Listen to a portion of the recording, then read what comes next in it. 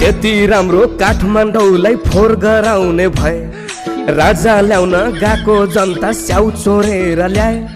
हिजोसम्म ज्ञानेन्द्रलाई देश छोड भन्दै कराए अहिले तिनी युवा आफै देश छोडेर हराए अहिलेसम्म देश लुटेर खानुसम्म खाइयो अहिले जनता चिच्याइरहेछन् एउटै राजा चाहियो पहिला पनि कुर्ची खोस्यो राजाको के भर मान्छे चेन्ज गर्दा विकास हुन्छ भन्ने छ र ए आमा ल्याम भन्छन् राजा बियर चोर्ने जनताले केपी बाको निन्द्रा खराब गरिदिए नेपालका जनताले जनतालाई भड्काउँदै हिँड्छन् दुर्गा प्रसाई दाजैले